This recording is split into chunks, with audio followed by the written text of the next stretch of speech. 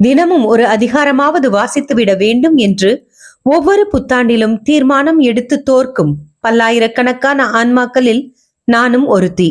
வீட்டுக்கு ஒரு விவிலியம், நாளுக்கு ஒரு அதிகாரம் என்ற இந்த தொடர் மூலமாக இறை வார்த்தை வாசிப்பதற்கு நானும், இறை வார்த்தையை கேட்பதற்கு நீங்களும் என சேர்ந்து முயல்வோம். ஆண்டவர் நம்மை வழிநடத்துவாராக. இதே எங்கள் யூடியூப் சேனலில் A Chapter a Day தொடர் மூலமாக ஆங்கிலத்தில் விவிலிய வாசிப்பு ஒளிபரப்பப்படுகிறது. இம்முயற்சி பள்ளி கல்லூரிகளில் ஆங்கில வழி பயிலும் நம் குழந்தைகளுக்காக. விருப்பமுள்ளவர்கள் பயன்படுத்திக் கொள்ளுங்கள். தமிழ் மற்றும் ஆங்கிலத்தில் விவிலிய வாசிப்பை கேட்க லூர்து மஹல் என்ற எங்கள் ஸ்பாட்டிஃபை சேனலை பின்தொடருங்கள். மத்தேயு நற்செய்தி அதிகாரம் 25. 10 தோழியர் உவமை. அந்நாளில் விண்ணரசு எவ்வாறு இருக்கும் என்பதை பின்வரும் நிகழ்ச்சி வாயிலாக விளக்கலாம். மணமகனை எதிர்கொள்ள மணமகளின் தோழியர் 10 பேர் தங்கள் விளக்குகளை எடுத்துக்கொண்டு புறப்பட்டு சென்றார்கள். அவர்களுள் 5 பேர் அறிவிலிகள், 5 பேர் முன்மதி உடையவர்கள். அறிவிலிகள் 5 தங்கள் விளக்குகளை எடுத்து சென்றார்கள். ஆனால் தங்களோடு எண்ணெய் எடுத்து செல்லவில்லை. முன்மதியுடையோர் தங்கள் விளக்குகளுடன் கலங்களில் எண்ணெயும் எடுத்து சென்றனர். மணமகன் வர காலம் தாழ்த்தவே அனைவரும் தூக்க மயக்கத்தால் உறங்கிவிட்டனர். நள்ளிரவில் இதோ மணமகன் வருகிறார், அவரை எதிர்கொள்ள வாருங்கள் என்ற உரத்த குரல் ஒலித்தது. மணமகளின் தோழியர் எல்லோரும் எழுந்து தங்கள் விளக்குகளை ஒழுங்குபடுத்தினர். அப்போது அறிவிலிகள் முன்மதியுடையோரை பார்த்து, எங்கள் விளக்குகள் அணைந்து கொண்டிருக்கின்றன, உங்கள் எண்ணெயில் எங்களுக்கும் கொடுங்கள் என்றார்கள். முன்மதி உடையவர்கள் மறுமொழியாக, உங்களுக்கும் எங்களுக்கும் எண்ணெய் போதுமான அளவு இராமல் போகலாம். எனவே வணிகரிடம் போய் நீங்களே வாங்கிக் கொள்வதுதான் நல்லது என்றார்கள். அவர்களும் வாங்க புறப்பட்டு சென்றார்கள். அப்போது மணமகன் வந்து விட்டார். ஆயத்தமாயிருந்தவர்கள் அவரோடு திருமண மண்டபத்துக்குள் புகுந்தார்கள். கதவும் அடைக்கப்பட்டது. பிறகு மற்ற தோழிகளும் வந்து, ஐயா ஐயா, எங்களுக்கு கதவை திறந்துவிடும் என்றார்கள். அவர் மறுமொழியாக, உறுதியாக உங்களுக்கு சொல்கிறேன், எனக்கு உங்களை தெரியாது என்றார். எனவே விழிப்பாயிருங்கள், ஏனெனில் அவர் வரும் நாளோ வேளையோ உங்களுக்கு தெரியாது. தாலந்து உவமை.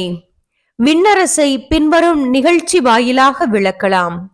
நெடும் பயணம் செல்லவிருந்த ஒருவர் தம் பணியாளர்களை அழைத்து அவர்களிடம் தம் உடைமைகளை ஒப்படைத்தார். அவரவர் திறமைக்கு ஏற்ப ஒருவருக்கு 5 தாலந்தும், வேறொருவருக்கு 2 தாலந்தும், இன்னொருவருக்கு 1 தாலந்தும் கொடுத்துவிட்டு நெடும் பயணம் மேற்கொண்டார். 5 தாலந்தை பெற்றவர் போய் அவற்றை கொண்டு வாணிகம் செய்து வேறு 5 தாலந்து ஈட்டினார். அவ்வாறே 2 தாலந்து பெற்றவர் மேலும் 2 தாலந்து ஈட்டினார். 1 தாலந்து பெற்றவரோ போய் நிலத்தை தோண்டி தம் தலைவரின் பணத்தை புதைத்து வைத்தார். நெடுங்காலத்திற்கு பின் அந்த பணியாளர்களின் தலைவர் வந்து அவர்களிடம் கணக்கு கேட்டார். 5 தாலந்து பெற்றவர் அவரை அணுகி வேறு 5 தாலந்தை கொண்டு வந்து, ஐயா, 5 தாலந்தை என்னிடம் ஒப்படைத்தீர், இதோ பாரும், இன்னும் 5 தாலந்தை ஈட்டியுள்ளேன் என்றார். அதற்கு அவருடைய தலைவர் அவரிடம், நன்று, நம்பிக்கைக்குரிய நல்ல பணியாளனே, சிறிய பொறுப்புகளில் நம்பிக்கைக்கு உரியவராயிருந்தீர், எனவே பெரிய பொறுப்புகளில் உம்மை அமர்த்துவேன். உம் தலைவனாகிய என் மகிழ்ச்சியில் நீரும் வந்து பங்கு கொள்ளும் என்றார். 2 தாலந்து பெற்றவரும் அவரை அணுகி, ஐயா, நீர் என்னிடம் 2 தாலந்து ஒப்படைத்தீர், இதோ பாரும், வேறு 2 தாலந்து ஈட்டியுள்ளேன் என்றார். அவருடைய தலைவர் அவரிடம், நன்று, நம்பிக்கைக்குரிய நல்ல பணியாளரே, சிறிய பொறுப்புகளில் நம்பிக்கைக்குரியவராய் இருந்தீர், எனவே பெரிய பொறுப்புகளில் உம்மை அமர்த்துவேன். உம் தலைவனாகிய என் மகிழ்ச்சியில் நீரும் வந்து பங்கு கொள்ளும் என்றார். 1 தாலந்து பெற்றுக்கொண்டவரும் அவரை அணுகி, ஐயா, நீர் கடின உள்ளத்தினர், நீர் விதைக்காத இடத்திலும் போய் அறுவடை செய்பவர், நீர் தூவாத இடத்திலும் விளைச்சலை சேகரிப்பவர் என்பதை அறிவேன். உமக்கு அஞ்சியதால் நான் போய் உம்முடைய தாலந்தை நிலத்தில் புதைத்து வைத்தேன். இதோ பாரும் உம்முடையது என்றார். அதற்கு அவருடைய தலைவர், சோம்பேறியே, பொல்லாத பணியாளனே, நான் விதைக்காத இடத்திலும் போய் அறுவடை செய்பவன், நான் தூவாத இடத்திலும் போய் சேகரிப்பவன் என்பது உனக்கு தெரிந்தது அல்லவா? அப்படியானால் என் பணத்தை நீ வட்டி கடையில் கொடுத்து வைத்திருக்க வேண்டும். நான் வரும்போது எனக்கு வரவேண்டியதை வட்டியோடு திரும்ப பெற்றிருப்பேன் என்று கூறினார்.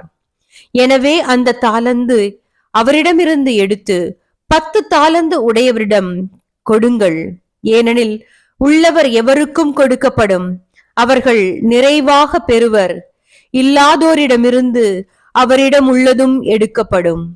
பயனற்ற இந்த பணியாளை புறம்பேயுள்ள இருளில் தள்ளுங்கள், அங்கே அழுகையும் அங்கலாய்ப்பும் இருக்கும் என்று அவர் கூறினார். மக்களினத்தார் அனைவருக்கும் தீர்ப்பு. வானதூதர் அனைவரும் புடைசூழ மானிட மகன் மாட்சியுடன் வரும்போது தம் மாட்சிமிகு அரியணையில் வீற்றிருப்பார்.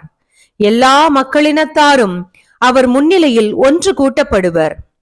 ஓர் ஆயர் செம்மறியாடுகளையும் வெள்ளாடுகளையும் வெவ்வேறாக பிரித்து செம்மறியாடுகளை வலப்பக்கத்திலும் வெள்ளாடுகளை இடப்பக்கத்திலும் நிறுத்துவது போல அம்மக்களை அவர் வெவ்வேறாக பிரித்து நிறுத்துவார்.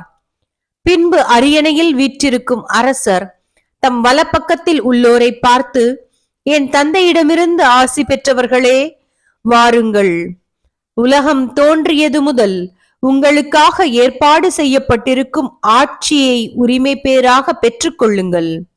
ஏனெனில் நான் பசியாயிருந்தேன், நீங்கள் உணவு கொடுத்தீர்கள். தாகமாயிருந்தேன், என் தாகத்தை தணித்தீர்கள். அந்நியனாயிருந்தேன், என்னை ஏற்றுக்கொண்டீர்கள். நான் ஆடையின்றி இருந்தேன், நீங்கள் எனக்கு ஆடை அணிவித்தீர்கள். நோயுற்றிருந்தேன், என்னை கவனித்துக் கொண்டீர்கள். சிறையில் இருந்தேன், என்னை தேடி வந்தீர்கள் என்பார். அதற்கு நேர்மையாளர்கள், ஆண்டவரே, எப்பொழுது உம்மை பசியுள்ளவராக கண்டு உணவளித்தோம், அல்லது தாகமுள்ளவராக கண்டு உமது தாகத்தை தணித்தோம்? எப்போது உம்மை அந்நியராக கண்டு ஏற்றுக்கொண்டோம், அல்லது ஆடையில்லாதவராக கண்டு ஆடை அணிவித்தோம்? எப்பொழுது நோயுற்றவராக அல்லது சிறையில் இருக்க கண்டு உம்மை தேடி வந்தோம் என்று கேட்பார்கள். அதற்கு அரசர், மிகச் சிறியோராகிய என் சகோதரர் சகோதரிகளுள் ஒருவருக்கு நீங்கள் செய்தவற்றையெல்லாம் எனக்கே செய்தீர்கள் என உறுதியாக உங்களுக்கு சொல்கிறேன் என பதிலளிப்பார். பின்பு இடப்பக்கத்தில் உள்ளோரை பார்த்து, சபிக்கப்பட்டவர்களே, என்னிடமிருந்து அகன்று போங்கள். அலகைக்கும் அதன் தூதருக்கும் ஏற்பாடு செய்யப்பட்டிருக்கிற என்றும் அணையாத நெருப்புக்குள் செல்லுங்கள். ஏனெனில் நான் பசியாயிருந்தேன், நீங்கள் எனக்கு உணவு கொடுக்கவில்லை. தாகமாயிருந்தேன், என் தாகத்தை தணிக்கவில்லை. நான் அந்நியனாயிருந்தேன், நீங்கள் என்னை ஏற்றுக்கொள்ளவில்லை. ஆடையின்றி இருந்தேன், நீங்கள் எனக்கு ஆடை அணிவிக்கவில்லை. நோயுற்றிருந்தேன், சிறையில் இருந்தேன், என்னை கவனித்துக் கொள்ளவில்லை என்பார். அதற்கு அவர்கள், ஆண்டவரே, எப்பொழுது நீர் பசியாகவோ தாகமாகவோ அந்நியராகவோ ஆடையின்றியோ நோயுற்றோ சிறையிலோ இருக்க கண்டு உமக்கு தொண்டு செய்யாதிருந்தோம் என கேட்பார்கள். அப்பொழுது அவர், மிகச் சிறியோராகிய இவர்களுள் ஒருவருக்கு நீங்கள் எதையெல்லாம் செய்யவில்லையோ அதை எனக்கும் செய்யவில்லை என உறுதியாக உங்களுக்கு சொல்கிறேன் என பதிலளிப்பார். இவர்கள் முடிவில்லா தண்டனை அடையவும் நேர்மையாளர்கள் நிலை வாழ்வு பெறவும் செல்வார்கள். கிறிஸ்து வழங்கும் வாழ்வு தரும் நற்செய்தி. கிறிஸ்துவே, உமக்கு புகழ்.